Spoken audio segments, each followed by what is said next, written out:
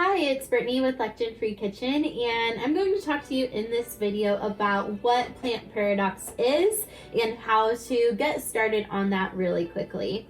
Dr. Gundry's Plant Paradox book is definitely the best resource to actually read very thoroughly if you're going to start this diet long term.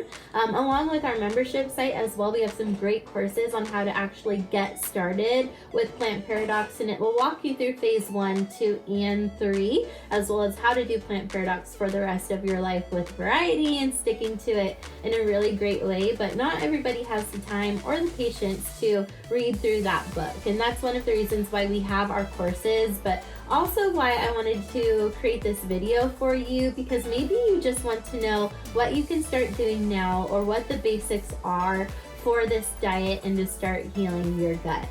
My number one tip would be to stop eating foods that are high in lectins today. That's going to be good for your gut, and it's a great way just to start this journey. So that's one thing that I recommend doing. Foods that are high in lectins are going to be those nightshades. So tomatoes are a nightshade, things that normal vegetables you think would be healthy but actually aren't, like zucchini. That's actually a ticking time bomb for your gut if you're having those zucchini noodles or that bowl of tomato sauce. Those are things that you'll certainly want to avoid with the Plant Paradox diet because they are full of lectins. Nightshades are one. Again, that includes your zucchini and your tomatoes, but also your grains. The American diet has taught us that whole grains are healthy for you, but nothing could be further from the truth. They're very full of lectins. That includes oatmeal, it includes your healthy whole grain bread. Those are things that you want to cut out immediately just so that you're starting to cut down that lectin content. Another thing is going to be squash. That's something you'll want to start to eliminate. That kind of falls in along the lines of the nightshades, but those are things that you want to avoid as well. They're going to be really high in lectins and things you want to avoid.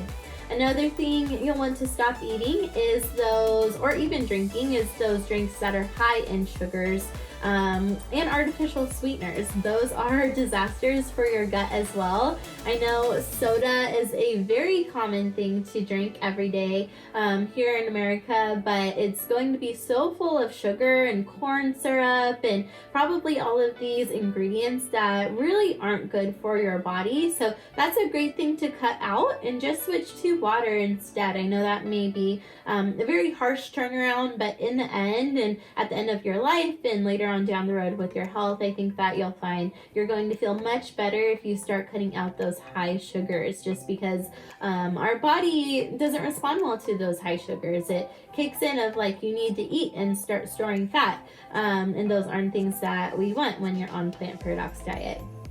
My next biggest tip is to eat foods that are high in fat. And I know that may sound very odd to so many of you, but those healthy fats are going to be so good for your health. They're essential to your lasting wellness, which is very important for your body. Those who have high fat in their diet actually live longer and healthier lives. So that's something I definitely recommend. Ways that you can do that are through olive oil or avocado, nuts. Those are high fat foods that are going to be so good for you. You can also do eggs and really good pasture raised protein. That's going to be really good for you as well.